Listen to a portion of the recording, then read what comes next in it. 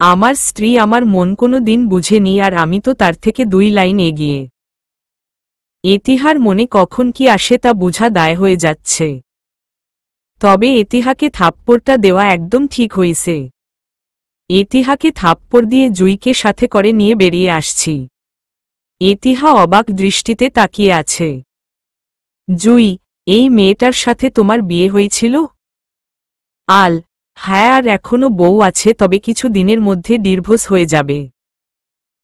আচ্ছা জুই, তুমি চলে যাও। জুই, আমি একা একা যাব?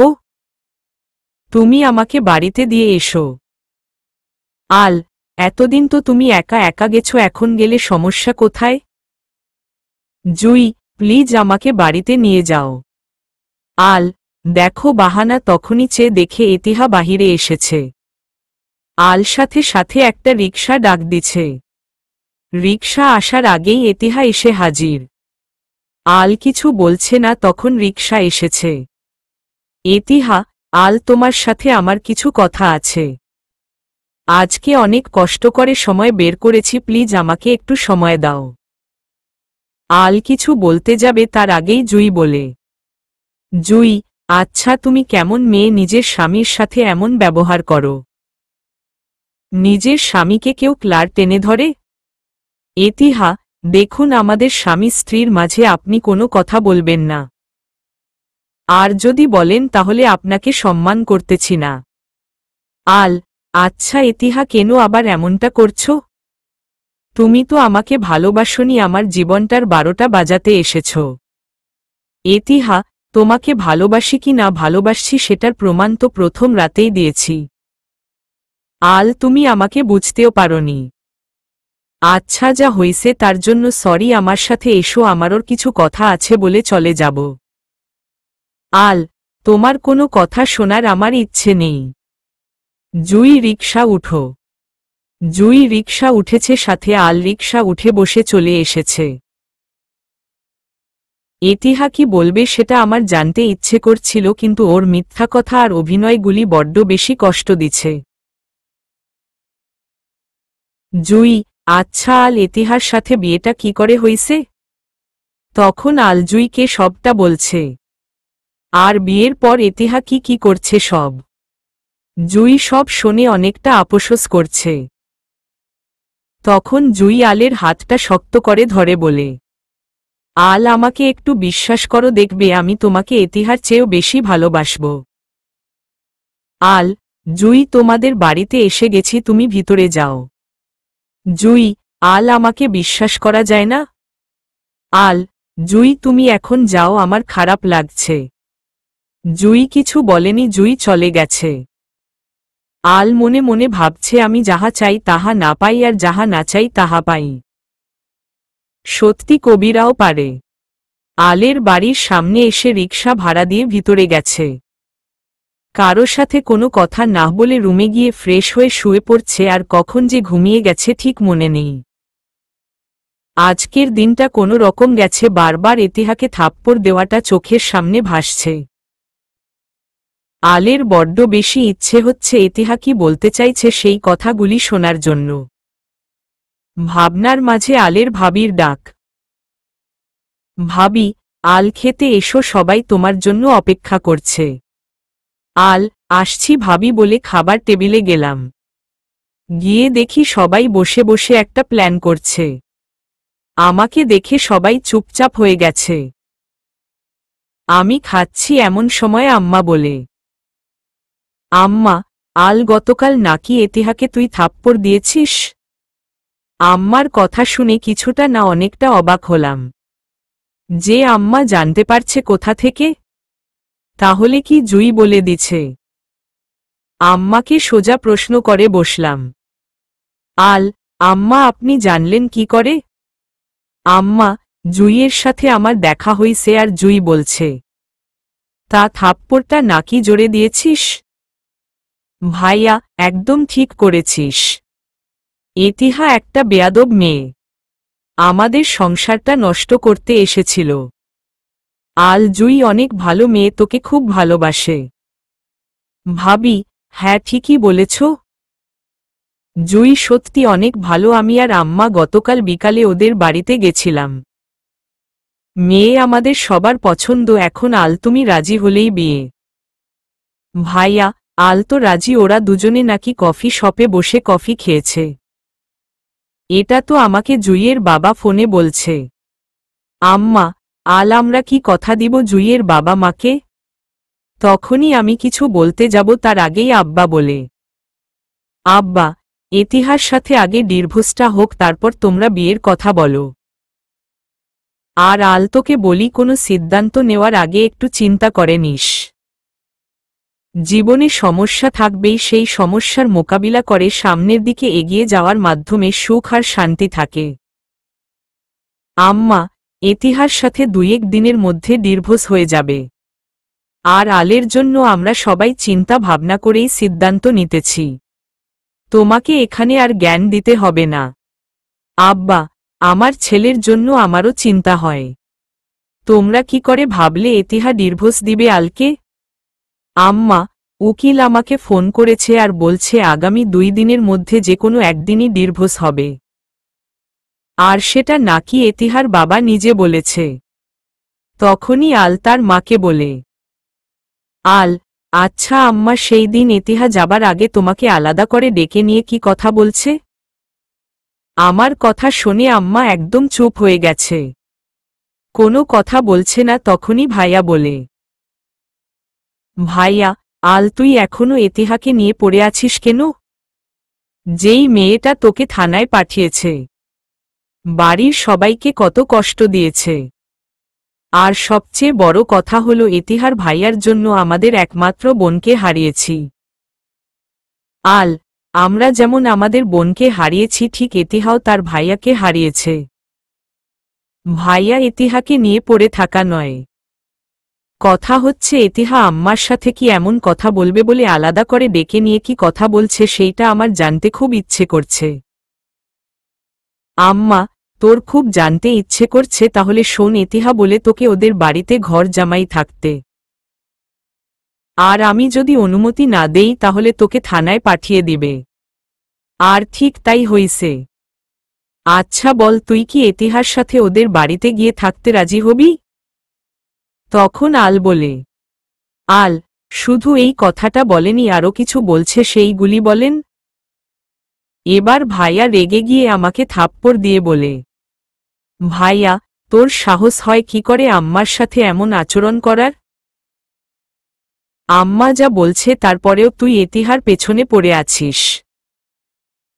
ইতিহা যদি তোকে এতটা ভালোবাসবে তাহলে তোকে পুলিশের সাথে থানায় যেতে দিল কেন? আল কিছু বলছে না, চুপচাপ খাবার টেবিল থেকে উঠে সোজা ছাদের উপরে এসেছে। বেঞ্চের উপরে বসে বসে চিন্তা করছে এই একটা কথা বলার জন্য আলাদাভাবে ডেকে নিবে কেন। চিন্তা করতে করতে বেঞ্চের উপরে ঘুমিয়ে গেছে। সকালে ঘুম থেকে উঠে ফজরের নামাজ পড়তে চলে গেছে আল। নামাজ পড়ে বাড়িতে এসেছে, কাউকে কিছু না বলে আজকে একটু তাড়াহুড়া করে বেরিয়ে গেছে। ইতিহার কলেজের সামনে দাঁড়িয়ে আছে, ইতিহা আসেনি। আজকে আর ইতিহা কলেজে আসেনি।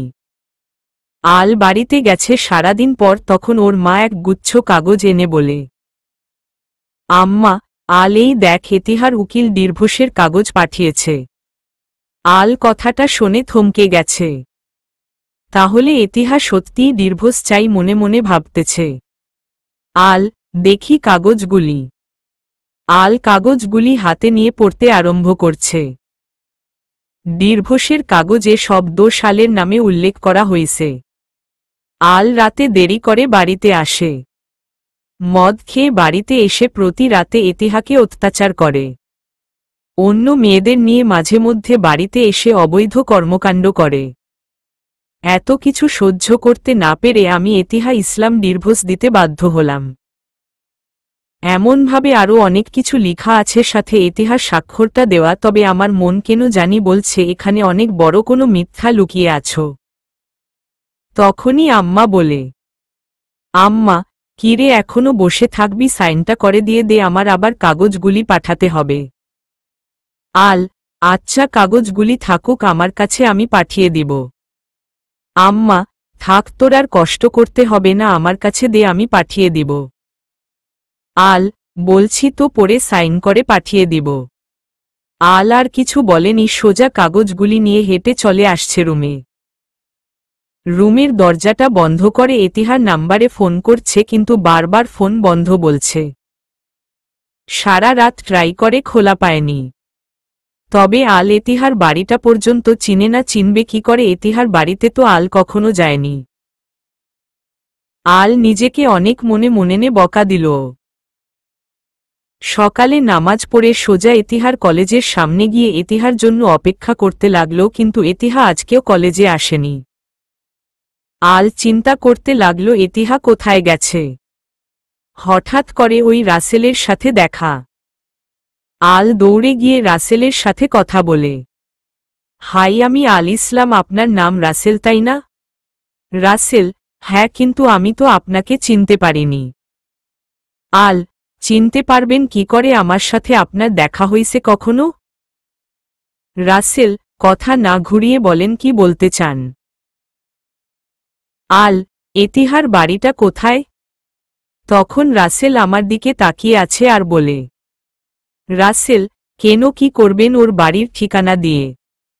আল, প্লিজ দেন, আমার খুব দরকার আছে। তখনই রাসেলকে আল সবকিছু বলছে। রাসেল সবকিছু শোনে বলে, রাসেল, ওরা তো গতকাল অস্ট্রেলিয়া চলে গেছে আর এতিহাদের বাড়িটা বিক্রি করে দিছে। শুনেছি ওইখানে একটা ছেলের সাথে এতিহার বিয়ে হবে। কিন্তু এতিহার সাথে সত্যিই আপনার বিয়ে হইছে?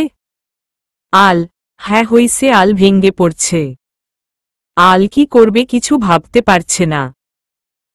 এভাবে 1 সপ্তাহ, 2 সপ্তাহ, এমনকি 1 মাস চলে গেছে, এতিহার সাথে আলের কোনো রকম যোগাযোগ করতে পারছে না। আর এদিকে আলের মা ভাইয়া জুইকে বিয়ে করার জন্য বলতেছে। আল সিদ্ধান্ত নেই কাউকে না জানিয়ে দূরে কোথাও চলে যাবে, আর আল সেই কাজটা করে। ছোট একটা কাগজে লিখে, আমি বাড়ি ছেড়ে চলে যাচ্ছি দূরে কোথাও। মোবাইলটা রেখে সোজা বেরিয়ে যাই। দেখতে দেখতে 2 বছর বাড়ির কারো সাথে কোনো রকম যোগাযোগ নেই।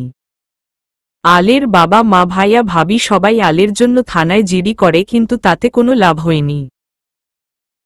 এভাবে আরও 2 বছর পেরিয়ে গেল। হঠাৎ আল একটা পত্রিকাতে দেখতে পেল আলের ছবি, আর লিখা আছে, ছেলের শোকে মা আজ মৃত্যুর দ্বার প্রান্তে।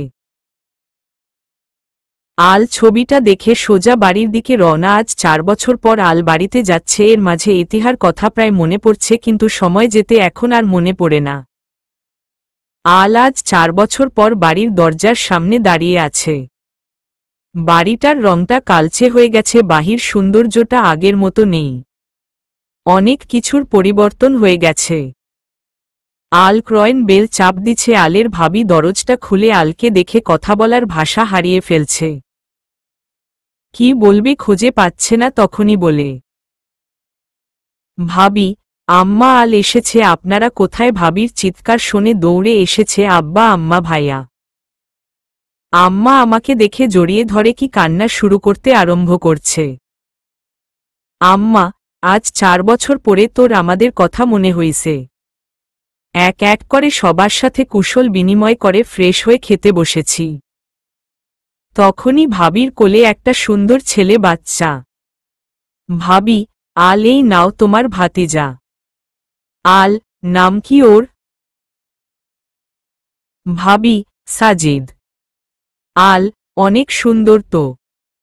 সাজিদকে কোলে নিয়ে কিছুটা সময় পার করেছি। সবাই আমাকে দেখে অনেক খুশি। বাড়িতে আসছি 1 সপ্তাহ হয়ে গেছে। আম্মা এখন একদম সুস্থ হয়ে গেছে মনে হচ্ছে। আম্মা রান্না করতে যাচ্ছে, তখনই আব্বা বলে, আব্বা, আরে কি করছো? তোমাকে তো ডাক্তার কাজ করতে বারণ করছে। তুমি রান্না করতে যাচ্ছ কেন? আম্মা, আমার ছেলে এসেছে, আমি এখন সুস্থ। আব্বা আর কিছু বলেনি। আল সোফায় বসে আছে, এমনি ভাবি এসে বলে, ভাবি, আল জুইয়ের তো বিয়ে গেছে। তা তুমি কি বিয়ে কি করেছ? আল, হ্যাঁ, সেটা তো আপনারা সবাই জানেন। ভাবি, আরে বোকা, আমি বলতে চাচ্ছি 4 বছর যে বাড়িতে ছিলে না এর মাঝে বিয়ে করেছ কিনা? আল, না ভাবি, করিনি। ভাবি, তাহলে বিয়ের জন্য প্রস্তুতি নাও। অনেক হইছে আর না, আম্মা তোমার জন্য মেয়ে দেখছে, এখন বিয়েটা করে নাও। আল, ভাবি আর কিছুটা সময় দাও, এমনিতেই অনেক আঘাত পেয়েছি আর নতুন করে আঘাত পেতে চাই না। ভাবি, মেয়েটা অনেক ভালো, তুমি একবার দেখা করো তাহলে বুঝতে পারবে। ভাইয়া, হ্যাঁ আল, তুই মেয়েটার সাথে দেখা কর। আল, ঠিক আছে, করব। ভাবি, তাহলে আগামীকাল আগে আমার সাথে যাবে। প্রথমে তুমি আর মেয়েটার দুজনে আলাদা করে কথা বলো। আল, আচ্ছা তাই হবে। আলের কথা শুনে বাড়ির সবাই অনেক খুশি হয়েছে। আলের মা অনেক খুশি, আল বিয়ে করতে চাচ্ছে। পরের দিন সকালে আলের ভাবি আলকে সাথে নিয়ে মার্কেটে গেছে। আচ্ছা ভাবি, মার্কেটে কেন এসেছেন? ভাবি, নুসরাত তো বলছে এখানে আসবে। আল, নুসরাত কে? ভাবি, যার সাথে দেখা করবে সেই নুসরাত। আল, মার্কেটে আসবে? মেয়েটার ধান্ধা বেশি সুবিধার নয়। ভাবি মুচকি হাসতেছে। আমি কিছু বলছি না, দাঁড়িয়ে আছি আর ভাবি নুসরাতকে ফোন করছে। 2 মিনিট কথা বলে রেখে দিছে। ভাবি, আল, নুসরাত আসতে আরো 10 মিনিট সময় লাগবে। আচ্ছা তুমি একটু সাজিদকে কোলে নিয়ে দাঁড়াও, আমি ওয়াশরুম থেকে আসতেছি। আল, ঠিক আছে। আলোর ভাতিজাকে কোলে নিয়ে দাঁড়িয়েছে। ভাবি চলে গেছে, হঠাৎ আলের চোখ এক জায়গাতে আটকে গেছে। আল কিছুক্ষণ তাকিয়ে ভালো করে লক্ষ্য করে বুঝতে পারছে এটা ইতিহা, আর সাথে সাথে চোখ সরিয়ে নিয়ে অন্যদিকে ঘুরে গেছে। কিন্তু এর মাঝে ইতিহার চোখ আলের দিকে পড়ে গেছে। ইতিহা নিজেই আলের দিকে এগিয়ে এসেছে। ইতিহা, আল কেমন আছো? পেছনে থেকে ইতিহা জিজ্ঞাসা করছে। আল ঘুরে ইতিহার দিকে তাকিয়ে বলে, আল, আলহামদুলিল্লাহ ভালো, তুমি কেমন আছো? ইতিহা, এই তো ভালো। বাচ্চাটা কি তোমার? বাচ্চার মা কোথায়? আল, বাচ্চার মা ওয়াশরুমে গেছে। এর মাঝে সুন্দর একটা বাচ্চা মেয়ে এসে ইতিহাকে জড়িয়ে ধরে বলে, বাচ্চা মেয়ে, আম্মু কোলে নাও। ইতিহা, নিচ্ছি মামুনি বলে মেয়েটাকে কোলে তুলেছে। আল, তোমার মেয়েটি তো অনেক সুন্দর, আর মেয়ের নাম কি? ইতিহা, ওর নাম আলো ইসলাম। ওর বাবার নামের সাথে মিলিয়ে রাখছি। আচ্ছা আল, ভালো থেকো, আর হয়তো দেখা হবে না, আমরা আগামীকাল অস্ট্রেলিয়া চলে যাব। ঠিক তখনই আল ইতিহাকে বলে, স্বার্থপর মানুষ দেখছি, কিন্তু তোমার মতো স্বার্থপর কমই দেখছি। ইতিহা মুচকি হেসে চলে যাচ্ছে।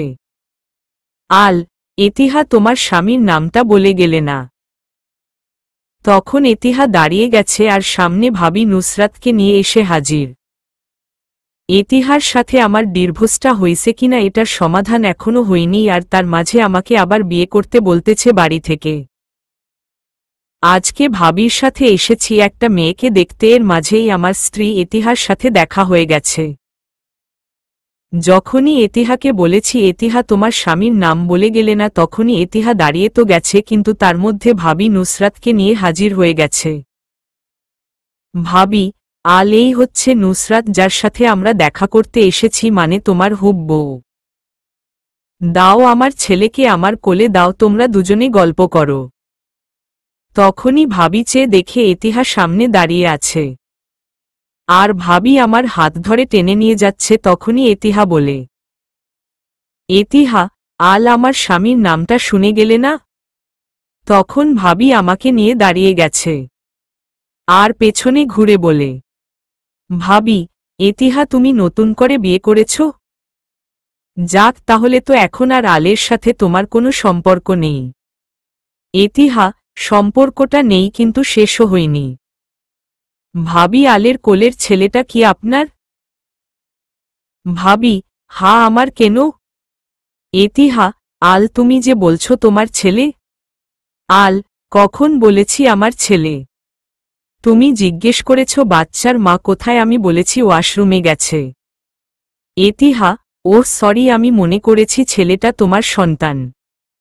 ভাবি, আরে আজীব তো, আল তো এখনো বিয়ে করেনি, এখানে ছেলে মেয়ে সন্তান আসবে কোথা থেকে? এতিহা, আগে বলবেন তো। আল, আগে বললে কি হতো? তখনই চেয়ে দেখি এতিহাকে ডাকছে, ইশারা করে একটা ছেলে, আর এতিহা অপেক্ষা করতে বলছে। এতিহা, আল আগামী জীবনের জন্য শুভকামনা রইল। হয়তো আর দেখা হবে না, চলে যাব দূরে, আর আমাকে ক্ষমা করে দিও তোমার সাথে এমনটা করার জন্য। ভাবি, এত কিছু করার পরেও তুমি ক্ষমা চাচ্ছ কি করে? এতিহা, তুমি আর আলের জীবনে আসবে না। এতিহা, এখন আমি চাইলেও আলের জীবনে আসতে পারবো না। আচ্ছা আল, তুমি বিয়ে করে নিও, আর যদি পারো তাহলে আমাকে ক্ষমা করে দিও। আল্লাহ হাফেজ বলেই এতিহা চলে গেছে। আল তাকিয়ে আছে, তখনই নুসরাত বলে। নুসরাত, মেয়েটাকে? নুসরাতের কথা শুনে ভাবি কিছু একটা বলে কাটাতে চাইছে, কিন্তু আমি বলি, আল, আমার স্ত্রী এতিহা। যদিও আমি একটা ডিভোর্সের কাগজ পেয়েছি, কিন্তু সেটাতে সাইনটা কি এতিহা করেছে এখনও ঠিক বুঝতে পারিনি। নুসরাত, সরি মিস্টার আল, আমার পক্ষে তাহলে সম্ভব নয় আপনাকে বিয়ে করা। আগে আপনি অরিজিনাল ডিভোর্সের কাগজ হাতে পান, তাহলে আমাকে জানিয়েন। ভাবি, নুসরাত, তোমাকে তো আমরা আগেই সবটা বলা হয়েছে, তা এখন কেন এসব বলতেছ? নুসরাত, বলেছেন ডিভোর্স হয়ে গেছে, কিন্তু এখন যাকে বিয়ে করব সেই বলে ডিভোর্সে সাইনটা ওনার স্ত্রীর কিনা জানে না। সেখানে আমি কি করে ওনাকে বিয়ে করতে রাজি হয়ে যাব বলেন? আল, আমাকে আপনার বিয়ে করতে হবে না, আপনি আসুন। নুসরাত আমার দিকে তাকিয়ে থেকে বলে। নুসরাত, আচ্ছা মিস্টার আল, যদি আমাদের বিয়ে হই তাহলে কি আমাকে আপনার প্রথম স্ত্রীর মতো ভালোবাসতে পারবেন? আল, সরি, আমি আমার প্রথম স্ত্রীর মতো আপনাকে ভালোবাসতে পারবো না, তবে আপনাকে আপনার মতো করে ভালোবাসতে চেষ্টা করবে যদি বিয়েটা হয়। নুসরাত, আমাদের বিয়ের পরে যদি আপনার প্রথম স্ত্রী চলে আসে তখন কি করবেন? আল, যে চলে গেছে সে কখনো আসবে না, আর যদিও আসে তাহলে ভালোবাসাটা ঠিক আগের মতো হবে না। আচ্ছা আমি যাই, আমার খারাপ লাগছে। নুসরাত, ঠিক আছে, আমি রাজি আপনাকে বিয়ে করতে। এখন আপনার নাম্বারটা দিয়ে যান। আল, আমার নাম্বারটা দিয়ে কি করবেন? নুমরাত, আপনাকে ফোন করে জ্বালাবো, এবার নাম্বারটা দেন। আল, ভাবি নাম্বারটা দিয়ে দেন। এই কথা বলে চলে এসেছি, তার কিছুক্ষণ পরেই মোবাইলটা ভেজে উঠেছে, বুঝতে পারছি নুসরাত ফোন করে নাম্বারটা ঠিক আছে কিনা দেখছে। তাই আর মোবাইলটা বের করিনি। মার্কেটের বাহিরে এসে রিকশা নিয়ে বেরিয়ে এসেছি বাড়ির দিকে। মনটা ভীষণ খারাপ, এতদিন পর এতিহার সাথে দেখা, কোথায় দুজনে বসে গল্প আড্ডা আর রাগ অভিমানের কথা বলে শেষ করে দিব ঘন্টার পর ঘন্টা, অথচ তার কিছুই হলো না। মন খারাপ করে বাড়িতে এসেছি। আম্মা, আল মেয়ে পছন্দ হইছে? আল, আম্মা আপনার পছন্দ আমার পছন্দ। বিয়েটা খুব তাড়াতাড়ি করে করিয়ে দেন। আমিও দেখিয়ে দিতে চাই তোকে ছাড়া খুব ভালোভাবে বাঁচতে পারব। আম্মা, আজকেই আমি নুসরাতের বাবা মায়ের সাথে কথা বলবো। আল, আচ্ছা তাহলে আমি রুমে গেলাম।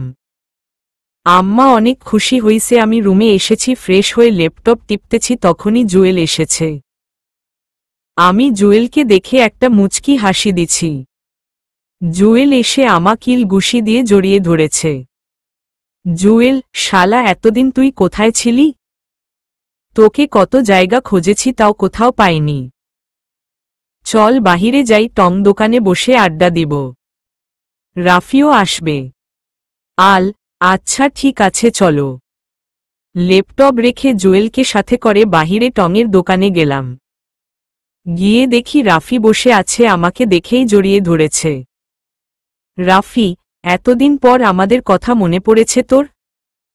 আল, মনে তো পড়ছে, কিন্তু নিজের উপর অনেক রাগ অভিমান জমা পড়ে গেছে, তাই কিছুটা অভিমান কমানোর জন্য দূরে সরেছিলাম।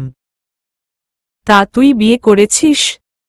রাফি: হ্যাঁ করেছি, একটা ছেলে হইছে।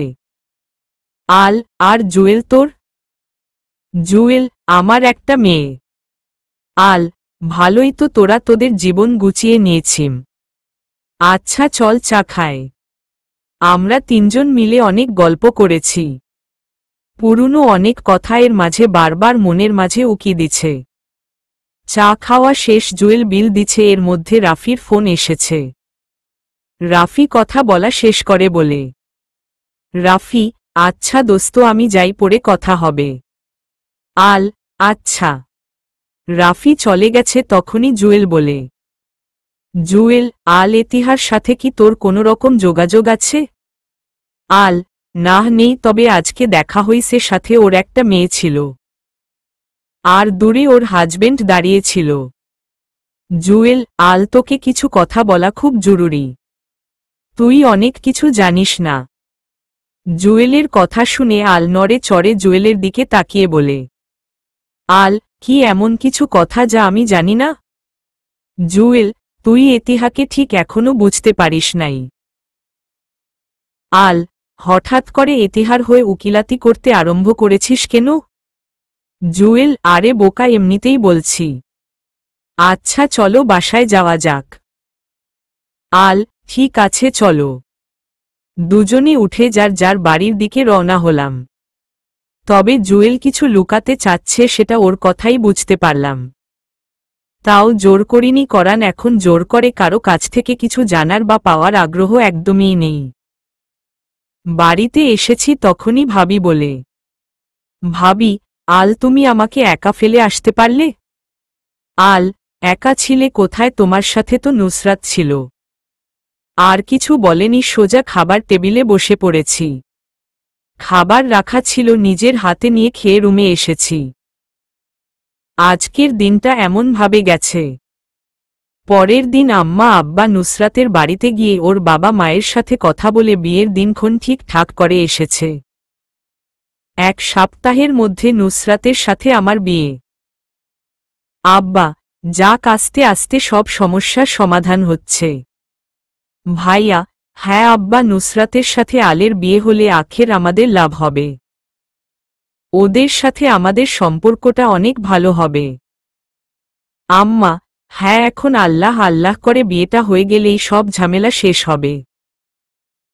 আমি বসে বসে ওদের কথা শুনলাম। আব্বা: আজকে তো আমার কাজ আছে, এক কাজ করতে পারো, তুমি আলকে সাথে নিয়ে হাসপাতালে চলে যাবে, আর শরীরটা চেক আপ করে নিবে। আম্মা: আরে বলেছি তো, আমার শরীর এখন সুস্থ আছে।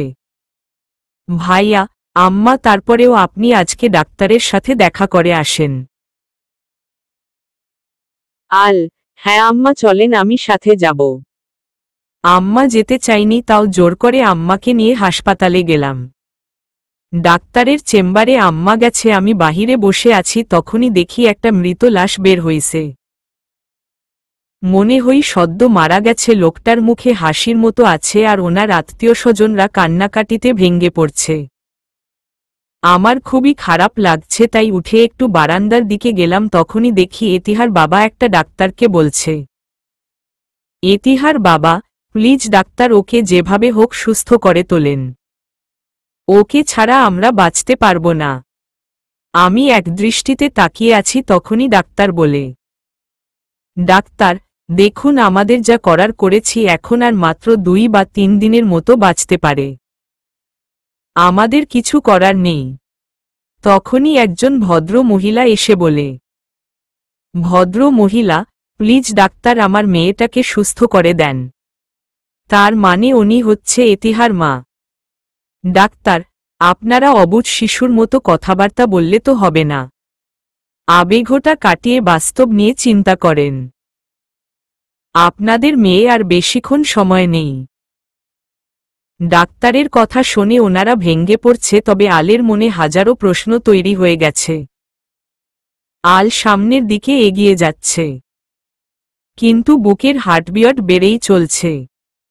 যখনই কাছে গেছে তখনই এতিহার বাবার চোখে আলের চোখ পড়ছে আর তখনই এতিহার বাবা বলে, এতিহার বাবা, আল তুমি এখানে কেন এসেছ? আল, ডাক্তার কার কথা বলছে যে বেশি সময় নেই আর সে খুব দ্রুত মৃত্যু বরণ করতে যাচ্ছে? এতিহার বাবা, সেটা জেনে তুমি কি করবে? আর তুমি এখান থেকে যাও, আমি চাই না তুমি এখানে থাকো। আল, চলে যাব, কিন্তু আগে বলেন ডাক্তার কার কথা বলছে? তখনই চেয়ে দেখি ওই মার্কেটের ছেলেটা যে এতিহাকে ইশারা করে ডাকছে সেই ছেলেটা আর এতিহার কোলের মেয়েটা। আল ওদের দেখে চলে আসতেছে। তখনই এতিহার মা বলে, এতিহার মা, তোমার নাম আল? আল, হ্যাঁ। এতিহার মা, তোমার সাথে এতিহার বিয়েটা হইছে? আল, হ্যাঁ, আর ডিভোর্স হয়ে গেছে সেই 4 বছর আগে। তখনই এতিহার বাবা বলে, এতিহার বাবা, এতিহার সাথে তোমার ডিভোর্স হইছে? তোমাকে কি এতিহা ডিভোর্স দিচ্ছে আর তুমি দিছ এতিহাকে ডিভোর্স? আল, কিন্তু আম্মা তো আমাকে একটা ডিভোর্সের কাগজ দিছে, সেখানে এতিহার সাইন ছিল। আর এতিহা তো গতকাল বলছে ওর মেয়ের নাম আলো রাখছে ওর স্বামীর নামের সাথে মিল রেখে। এতিহার মা, এতিহার স্বামীর নামের সাথে মিল রেখে মেয়ের নাম রাখছে মানে? আর তাছাড়া এতিহার তো কোনো বাচ্চা হয়নি, তাহলে ওর মেয়ে আসবে কোথা থেকে? আল, এই যে মেয়েটা গতকাল তো এতিহাকে আম্মু বলে ডাকছে আর এতিহা মামুনি বলে কোলে নিছে। তখনই ওই ছেলেটা বলে, ছেলে, আলো আমার মেয়ে এতিহা গতকাল আপনাকে দেখে আমাকে বলে ওকে যেন বলে দেই আপনার সামনে গিয়ে আম্মু ডাকতে, আর সে তাই করেছে। আমার স্ত্রী আছে ভিতরে, এতিহা আমার খালাতো বোন হয়। এতিহার বাবা, এতিহা তোমাকে ছাড়া আর কাউকে বিয়ে করেনি। আর তুমি কিনা এতিহাকে বুঝতে পারোনি।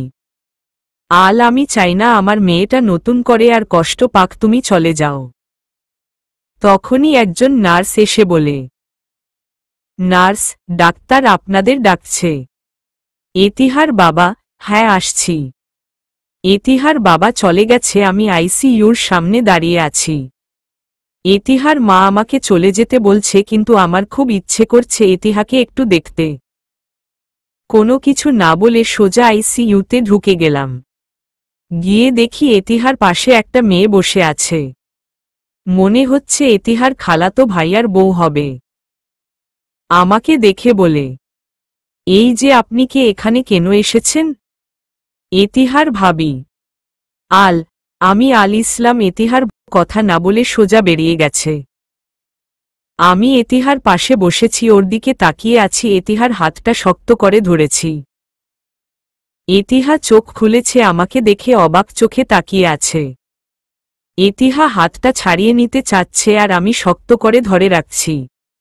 ঠিক তখনই এতিহা বলে, এতিহা, আল, যখন তোমার হাত দুইটা আমার বড্ড বেশি প্রয়োজন ছিল তখন তোমার হাতগুলি আমার হাতের কাছ থেকে অনেক দূরে ছিল, আর এখন চলে যাচ্ছি তুমি এসেছ আমার হাত ধরতে? যখন তোমাকে আমার খুব প্রয়োজন ছিল তখনই আমি তোমাকে পাইনি, আর এখন আজ বাদে কাল চলে যাব দুনিয়া ছেড়ে, আর এখন এসেছ আমার হাত শক্ত করে ধরে রাখতে? এতিহা, আল, এতিহা, তোমাকে আমি ছেড়ে যাইনি, বরং তুমি আমাকে ছেড়ে চলে গেছ। তুমি ভুলে গেলে আমাকে জেলে পাঠিয়ে নিজেই উধাও হয়ে গেছিলে। এতিহা, তোমাকে ছেড়ে গেছি মানে? নাকি তোমার মা আমাকে বলছে তোমাকে ছেড়ে চলে যেতে? তুমি জানো সেই দিন কি কথা হইছে তোমার মায়ের সাথে আমার? আল, আম্মু বলছে তুমি নাকি বলেছ আমাকে তোমাদের বাড়িতে গিয়ে থাকতে হবে, তা না হলে আমাকে জেলে পাঠাবে। এতিহা, তোমার আম্মু তোমাকে এইটুকু বলছে? আর কিছু বলেনি? আল, না, আর কিছু বলেনি। এতিহা, আমি তো মরেই যাচ্ছি, তাহলে এখন এসব লুকিয়ে রেখে কি লাভ হবে? তার চাইতে ভালো সত্যিটা বলেই দেই। সেই দিন তোমার আম্মা আমাকে রিকোয়েস্ট করছে যাতে করে তোমার কাছে আমি খারাপ হয়ে যায়। আর খারাপ হতে গেলে কি করতে হবে, তোমাকে জেলে পাঠাতে হবে, আর আমি সেই কাজটা করেছি। তোমার আম্মা আমাকে বলছে আমাদের বিয়েটা তো মেনে নিবেই না, বরং আমাকে তোমার সাথে সংসার করতে দিবে না। আর তুমি তো মাশাআল্লাহ মায়ের খুব ভক্ত। চিন্তা করে দেখলাম নিজের কষ্ট হলেও তোমাকে সুখে রেখে দূরে সরে গেলাম।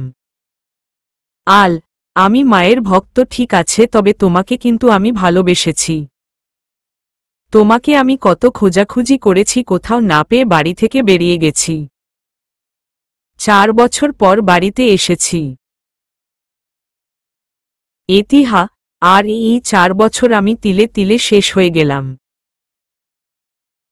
শুধুমাত্র তোমাকে কিছু কথা বলার জন্য আমার অপারেশন করায়নি। ডাক্তার বলেছিল অপারেশন করাতে, কিন্তু রিস্ক ছিল যদি মারা যেতাম তাহলে তো তোমার কাছে সারা জীবন স্বার্থপর হয়ে রয়ে যেতাম। আল, তুমি সত্যিই একটা স্বার্থপর, তা না হলে এমনভাবে নিখোঁজ হয়ে যেতে পারে কেউ? এতিহা, নিখোঁজ কে হইছে, তুমি না আমি? আল, আগে ছেড়ে গেছে কে? আমি না তুমি? তুমি নিজেই তো আমাকে জেলে পাঠিয়ে নিজে উধাও হয়ে গেছ। এতিহা, জেলে তো আমি পাঠাতে চাইনি, কিন্তু তোমার মা আমাকে বাধ্য করছে। আল, মানে কি বলছো তুমি? এতিহা, হ্যাঁ, যা সত্যি তাই বলেছি। সেই দিন আমার যে ব্রেইন টিউমারের সমস্যার কথাটা তোমার মাকে বলেছি, আর বলেছিলাম যতদিন বেঁচে থাকব ততদিন তোমাকে আমার সাথে আমাদের বাড়িতে থাকতে দিতে। তোমার মা এসব শোনে আমাকে বলে, আলকে দরকার হলে জেলে রাখব, তাও তোমার সাথে তোমাদের বাড়িতে রাখব না। আল, বুঝতে পারছি, কিন্তু আম্মা আমাকে এত কিছু বলেনি। কিন্তু তোমাকে আমি অনেক খোঁজাখুঁজি করেছি। রাসেলের সাথে দেখা হইছে, তখন জানতে পারলাম তোমরা অস্ট্রেলিয়া চলে গেছ। এতিহা, আসলে আমরা বাড়িটা বিক্রি করে দিছে আব্বু, আমার চিকিৎসার খরচ বহন করার জন্য। অনেকে জিজ্ঞেস করছে কেন বিক্রি করতেছে, তখন আব্বু বলছে সবাই অস্ট্রেলিয়া চলে যাবে তাই। আল, তার জন্যই রাসেল আমাকে বলেছে। কিন্তু তোমাকে কোথাও খোঁজে না পেয়ে আমি বাড়ি ছেড়ে চলে যাই, আর বাড়িতে আসি 4 বছর পর। এতিহা, আমি তোমার দোস্ত জুয়েলের কাছ তোমার খবর জানতে চাইছি, কিন্তু জুয়েলের সাথে তোমার নাকি কোনো যোগাযোগ ছিল না। তবে আমার মোবাইল আর নাম্বারটা আব্বু নিয়ে গেছে, কিন্তু তোমার নাম্বারে ট্রাই করেছি আম্মুর মোবাইল দিয়ে, কিন্তু যখনই ফোন করেছি তখনই বন্ধ বলছে। আল, আমি বাড়িতে মোবাইল রেখে চলে গেছিলাম। জানো এতিহা, তোমাকে বড্ড মিস করতাম, খুব খুব তোমার কথা মনে পড়ত, কিন্তু অনেক চেষ্টা করেছি তোমাকে ভুলে যেতে, কিন্তু পারিনি। এতিহা, আল, আমার একটা রিকোয়েস্ট রাখবে? আল, বলো কি রিকোয়েস্ট? এতিহা, আমার বড্ড ইচ্ছে ছিল আবার সবাইকে এক করে দিব, কিন্তু তা আর হলো না। কিন্তু তুমি আমাকে কথা দাও আমার বাবা মা আর তোমার পরিবারের সবাইকে এক করে দিবে ঠিক আগের মতো।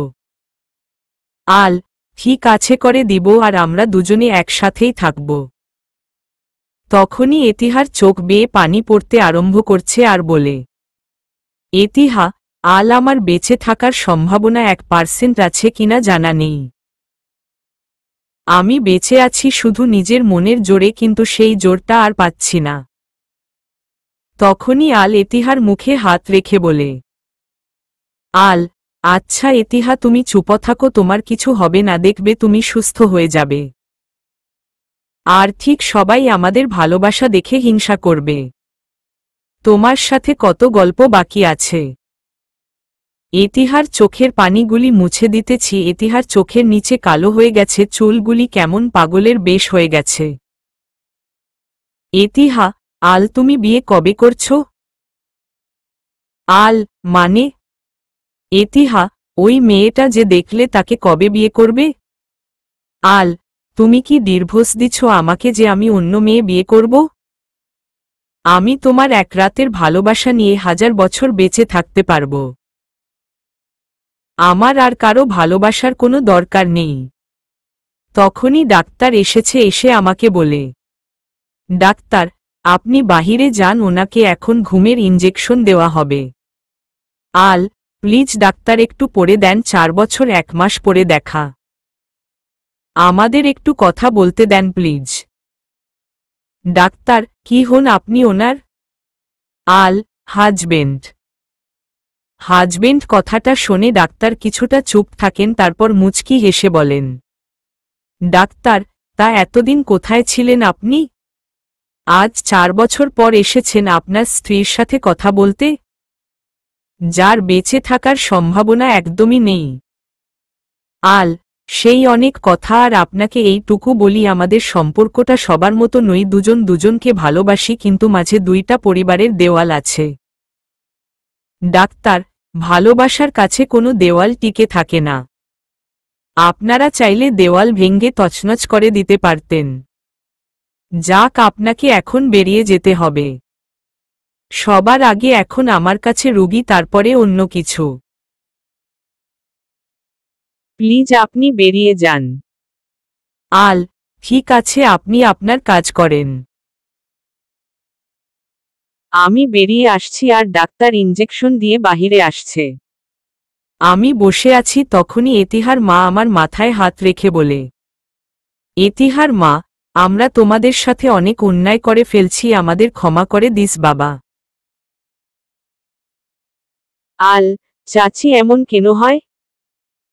বলেই আমার চোখ বেয়ে পানি পড়ছে। এতিহার মা আমার চোখের পানিগুলি মুছে দিচ্ছে। তখনই এতিহার বাবা পাশে এসে বসেছে। এতিহার বাবা, আমি জানি আমার প্রতি তোর অনেক রাগ আছে, কিন্তু কি করব বল? জেনে শোনে তোর লাইফটা নষ্ট করতে চাইনি, তাই এতিহাকে তোর থেকে দূরে নিয়ে গেছি। তোকে কিছু কথা বলা খুব দরকার। আল, কি কথা? এতিহার বাবা, সত্যিই বলতে তখনই আম্মা এসে আমার সামনে দাঁড়িয়েছে। আর চাচা চুপ করে গেছে। আমি বসা থেকে উঠেছি। আম্মা, আল তোকে কখন ধরে খুঁজতেছি। আর তুই কিনা এখানে বসে আছিস? আল, আম্মা, এতিহার ব্রেইন টিউমারটা দিন দিন বেড়ে চলছে। ডাক্তার বলছে এতিহা আর বাঁচবে না। আম্মা, কি বলিস তুই? আল, হ্যাঁ। আচ্ছা আম্মা, এতিহা তো তোমাকে সব বলেছে, তাও কেন তুমি এমনটা করলে? 4 বছর আগে যদি আমি এসব জানতে পারতাম, তাহলে আজ এই দিনটার মুখোমুখি হতে হতো না। আম্মা, আমাকে যে বলছে, তোকে কে বলছে? আল, এতিহা নিজেই বলেছে। আম্মা, হ্যাঁ বলেছে, কিন্তু আমি তোর মা, জেনে শোনে এমন একটা মেয়ের সাথে তোর সংসার করতে কি করে দিব বল? আল, এতিহা যদি তোমার মেয়ে হতো তাহলে তুমি এমনটা পারতে? আম্মা চুপ করে আছে, কিছু বলছে না। আমি একের পর এক বলে যাচ্ছি, আম্মা চুপচাপ দাঁড়িয়ে আছে। ঠিক তখনই ডাক্তার এসে বলে, ডাক্তার, এই যে মিস্টার, আপনি আমার সাথে আসেন, আপনার সাথে কিছু কথা আছে। আল, আমাকে বলছেন? ডাক্তার, হ্যাঁ আপনাকে। আল, হ্যাঁ আসছি। যাবার সময় আম্মাকে বলি, আম্মা আপনি বাসায় যান, আমি এতিহার কাছে থাকব। আম্মা, আল রাতে তো নুসরাতের বাড়ির মানুষজন আসবে। আল, আম্মা বিয়েটা আর করছি না। আর তাছাড়া এতিহার সাথে তো আমার ডিভোর্স হয়নি, আপনি তো আমাকে মিথ্যা ডিভোর্সের কাগজ দেখিয়েছেন। আম্মা কেন এইসব করছেন? যদি এতিহার কিছু হয়ে যায় তাহলে কি আমি সুখী হব? আম্মা চুপচাপ চলে গেছে। আমি ডাক্তারের সাথে গেলাম। ডাক্তার, দেখুন আপনার স্ত্রীর দিন দিন অবনতি হচ্ছে। এভাবে চলতে থাকলে হয়তো 1 সপ্তাহের মধ্যে কোনো একটা হয়ে যাবে। তাই আমি বলি, একটা রিস্ক নেবেন কি? আল, রিস্ক মানে বুঝলাম না। ডাক্তার, আমি বলি অপারেশন করাতে চাচ্ছি। আপনার শ্বশুর রাজি হচ্ছে না অপারেশন করাতে। আপনি চাইলে আমরা আগামীকাল অপারেশন করাতে পারি। আগামীকাল একজন নিউরো বিশেষজ্ঞ আসবে, ওনাকে দিয়ে অপারেশন করিয়ে নিব। আল, অপারেশন করালে সুস্থ হওয়ার চান্স কত %? ডাক্তার চুপ করে আছে, এখন আর কিছু বলছে না। তখন আমার দিকে তাকিয়ে বলে, ডাক্তার, তিলে তিলে মরার চাইতে একটা চান্স নিলে ভালো হতো। যদি হায়াত থাকে তাহলে বেঁচে যাবে, আর হায়াত না থাকলে তো কিছু করার নেই। আর তাছাড়া যেই স্যারের কথা বলছি উনি অনেক ভালো একজন ডাক্তার।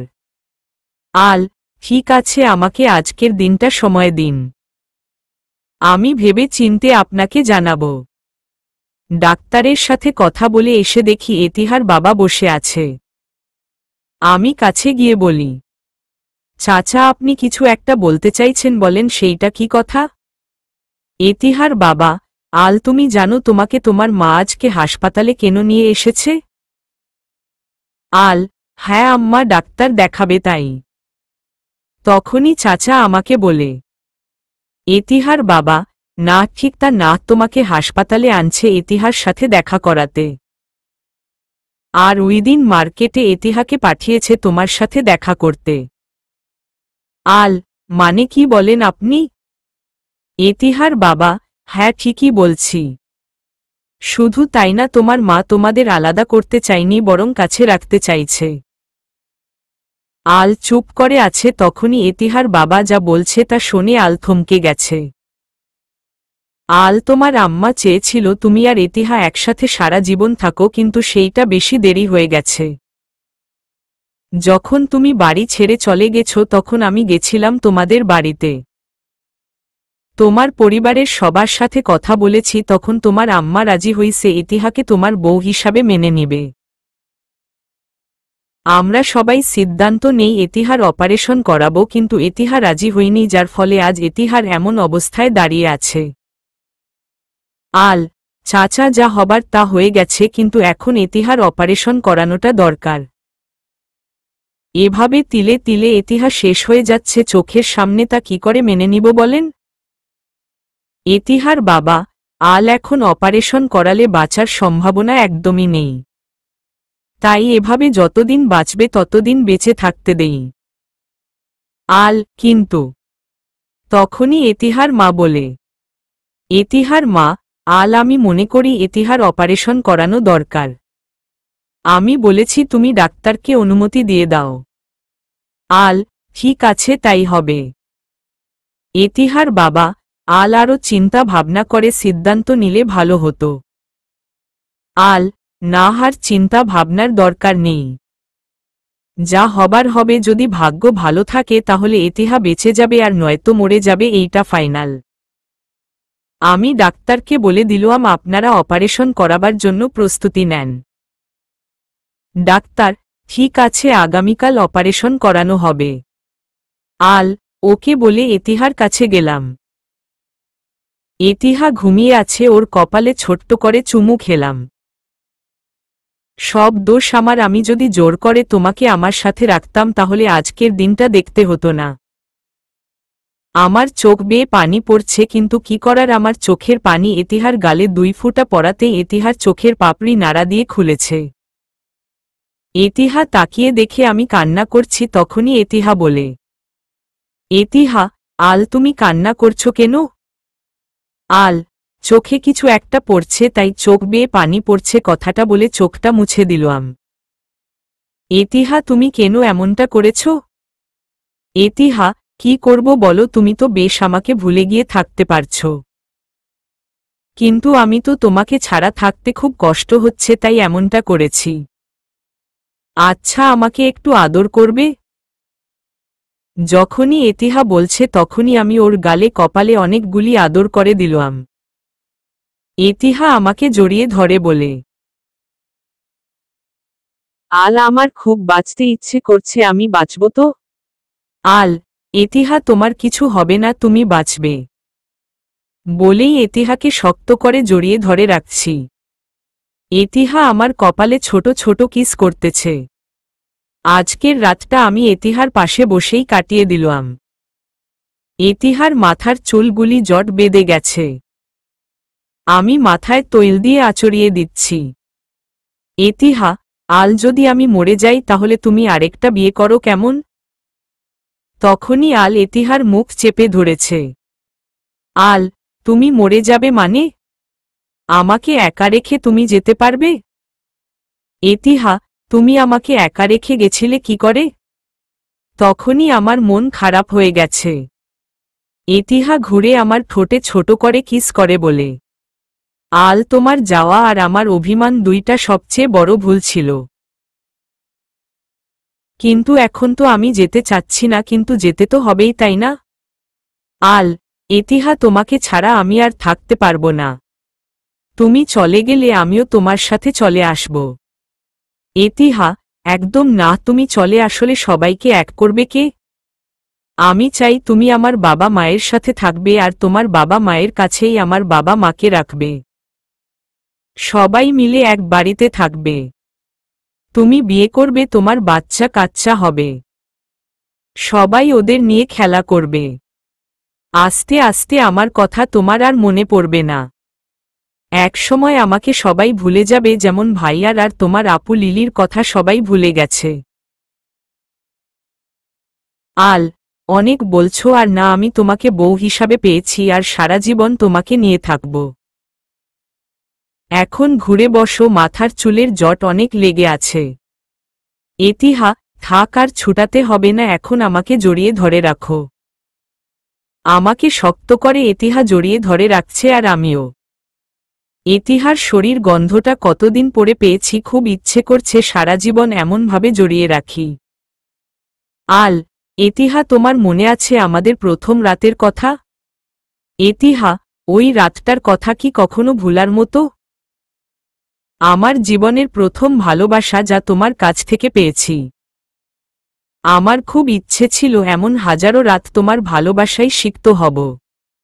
আল, তুমি সুস্থ হয়ে যাবে, তখন সবসময় তোমাকে খুব ভালোবাসব। তুমি চাইলেও তোমাকে ছাড়ব না। এতিহা, হ্যাঁ, আমার ঠেকা লাগছে তোমাকে ছেড়ে যাইতে, কিন্তু ভাগ্যের কাছে অসহায় আমরা সবাই। হয়তো আল্লাহ চাই আমি খুব তাড়াতাড়ি তোমার থেকে দূরে সরে যাই। আল, আচ্ছা, তুমি কি ভাবছো আমি এত সহজে তোমাকে যেতে দিব? এতিহা, বোকার মতো কেন কথা বলো? রূপটা আমার আর আমি জানি কেমনটা হবে আমার সাথে। ঠিক তখনই এতিহা কেমন কেমন করছে। হঠাৎ করেই কি সব শুরু করছে, কিছুক্ষণের জন্য আমাদের পৃথিবীটা থমকে গেছে। তখনই এতিহা কেমন শুরু করছে, আমি ডাক্তারকে ডাকতে লাগলাম। ডাক্তার দৌড়ে এসে এতিহাকে অক্সিজেন লাগিয়ে দিচ্ছে।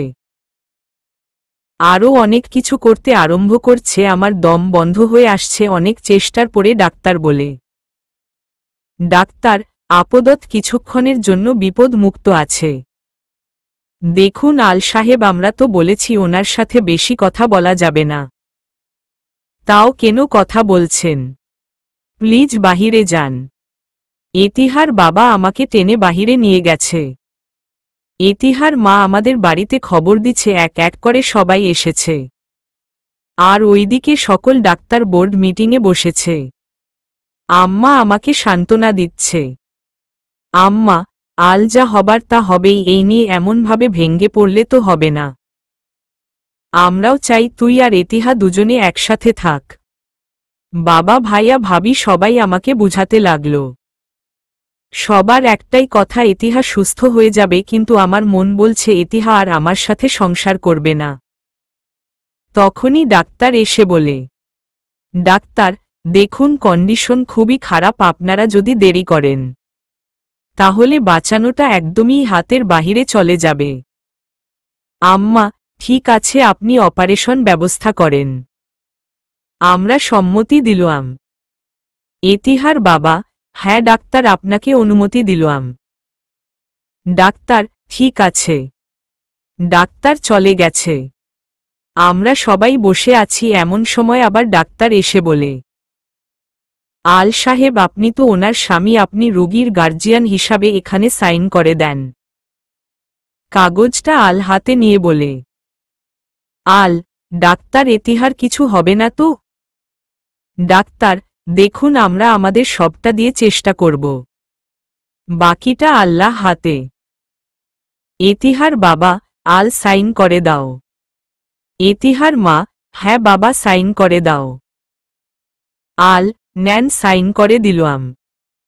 সাইন করার সময় বুকের বাম পাশের হার্টবিট বেড়ে গেছে। হাতা কাঁপাকাঁপি শুরু করছে। তাও সাইনটা করেছি একমাত্র মনের জোরে। ইতিহাকে অপারেশন থিয়েটারে নিয়ে গেছে। যাবার আগে ওর কপালে ছোট্ট করে কিস করে দিলাম। সবাই আল্লাহকে ডাকতে আরম্ভ করেছি, যদি আল্লাহ আমাদের এসব দেখে কিছুটা দয়া মা হয়। প্রায় 3 ঘন্টা অপারেশন করানোর পর ডাক্তার রুম থেকে বেরিয়েছে। সবার আগে আমি গিয়ে জিজ্ঞেস করেছি, ডাক্তার ইতিহা কেমন আছে? ডাক্তার, সরি মিস্টার আল, আমাদের ক্ষমা করে দেন। কথাটা শোনা মাত্রই আমি নিচে বসে গেছি। তখন ডাক্তার বলে, আল সাহেব, ইতিহা আপনার সাথে কিছু কথা বলবে, হয়তো আর 10 মিনিটের মতোই আছে। আমি দৌড়ে রুমে গেলাম। গিয়ে দেখি ইতিহার মাথায় ব্যান্ডেজ করানো। আমার দিকে তাকিয়ে চোখের পানিগুলি ছেড়ে দিছে। ইতিহার পাশে বসেছি, ইতিহা হাতটা ধরেছে। ইতিহা, আল আমাকে ক্ষমা করে দিও, আর তোমার কাছে একটা অনুরোধ, তুমি আমার বাবা মাকে দেখো। আর তুমি কিন্তু আবার বিয়ে করবে।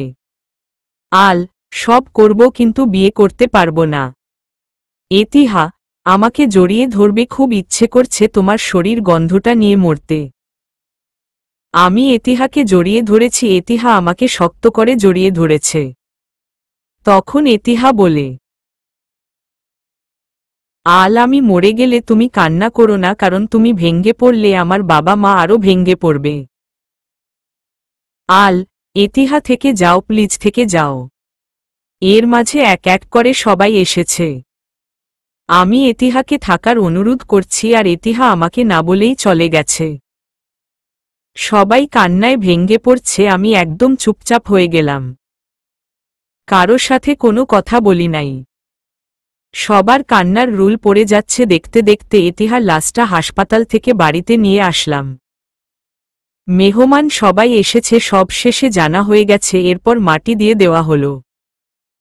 আমি ইতিহার কবরের পাশে দাঁড়িয়ে রইলাম। ইতিহার বাবা, আল এভাবে দাঁড়িয়ে থাকলে হবে? সন্ধ্যা নেমে এসেছে, বাড়িতে চলো। আল কিছু বলেনি, আলকে সবাই টানাটানি করে বাড়িতে নিয়ে এসেছে। দেখতে দেখতে 5 দিন চলে গেছে, আমার মাঝে কোনো পরিবর্তন নেই। তখনই বাড়ির সবাই এসে আমাকে বলে, আম্মা, আল এভাবে থাকলে কি হবে? যা হবার তা হয়ে গেছে। আমরা এটার জন্য দায়ার, আমরা কি বুঝতে পারতাম ইতিহা তোকে ছেড়ে এমনভাবে চলা যাবে? ইতিহার বাবা, আল তুমি যদি এমনটা করো তাহলে আমরা কি করব বলো? বাবা, আল ইতিহার চলে যাওয়াটা অনেক কষ্টের, বুঝতে পারছি, কিন্তু এমনভাবে থাকলে হবে? আম্মা, বাবা, আল তুই ঠিক আগের মতোই হয়ে যা প্লিজ। আল, ঠিক আছে, তাই হবে। এখন তোমরা আমাকে কথা দাও, সবাই সবকিছু ভুলে ঠিক আগের মতোই হয়ে যাবে। চাচা বাবা আমার দিকে তাকিয়ে বলে, বাবা, ঠিক আছে, কথা দিতেছি, তুই যেমনটা চাস এমনটাই হবে। আল, চাচা চাচি এখন থেকে আমাদের বাড়িতে থাকবে, আমাদের সাথেই। আম্মা, ঠিক আছে, তাই হবে। আজ থেকে আমরা ঠিক আগের মতোই থাকবো, এবার তো তুই খাওয়া দাওয়াটা কর ঠিক মতন। আল, ঠিক আছে, তাই হবে। আমি ওয়াশরুমে গেলাম। দরজা বন্ধ করে অনেক কান্না করেছি, যা ঝরনার পানির সাথে মিশে গেছে। দিন যাচ্ছে, সময় যাচ্ছে, আমিও ঠিকমতো কলেজে যেতে আরম্ভ করেছি। আগের চাইতে বেশি মনোযোগী হলাম। আমার পড়া শেষ, নিজেই একটা ছোট ব্যবসা আরম্ভ করেছি। প্রতিদিন 2 বার করে ইতিহার কবরের পাশে বসে থাকি আর গল্প করি। অনেকেই আমাকে পাগল মনে করে, কিন্তু আমি তো জানি আমি কেন এমনটা করি। বাড়িতে আসলেই চাচা চাচি বাবা মা আমার বিয়ের কথা বলে। আজ এক প্রকার আম্মা জোর করেই বলে, আম্মা, আল তুই বিয়ে কবে করবি বল? আল, আম্মা আমি তো বিয়ে করেছি, আর বিয়ে করতে চাই না। আমার বউ ইতিহা থাকবে, যতদিন বেঁচে থাকবো ঠিক ততদিন। তাই নতুন করে আর কাউকে ভালোবাসতে পারবো না, তাই বিয়ের করার কোনো মানে হয় না। চাচা, আল এমনভাবে জীবন চলে না। ইতিহা তো মারা গেছে আজ 3 বছর হইছে, এখন তোমার বিয়ে করাটা দরকার। আল, আমি আর বিয়ে করতে পারবো না। ভাইয়া, কেন? আল, আবার বিয়ে করা মানেই সমঝোতা করা আরেকটা মেয়ের সাথে। আমি সেই মেয়েটাকে ভালোবাসতে পারবো না আর দিন দিন মেয়েটি অবহেলিত হতে থাকবে। ভাবি, আল, এমন অনেক আছে যাদের বউ মারা যায় তারা আবার বিয়ে করে, তুমিও করে নাও। আল, আমি তাদের মতো হতে চাই না। হয়তো সামাজিকভাবে বিয়েটা হবে কিন্তু আমার মন কি সেই মেয়েটার জায়গা করে নিতে পারবে? যদিও পারে, কিন্তু আমি চাই না নতুন কোনো একটা মেয়ে এসে আমার মন থেকে ইতিহার জায়গাটা দখল করুক। তাই দয়া করে আমাকে আমার মতো করেই থাকতে দাও। সবাইকে বুঝিয়ে আমি রুমে এসে ইতিহার ছবির দিকে তাকিয়ে বলি, ইতিহা, তুমি বলেছিলে আমি তোমাকে ভুলে যাব। দেখছো, আমি তোমাকে ভুলিনি আর কখনো ভুলতে চাইব না। ভালো থেকো উপারে, আর আমি ভালো থাকবো তোমাকে ভালোবেসে তোমার স্মৃতিগুলি নিয়ে। সমাপ্তি।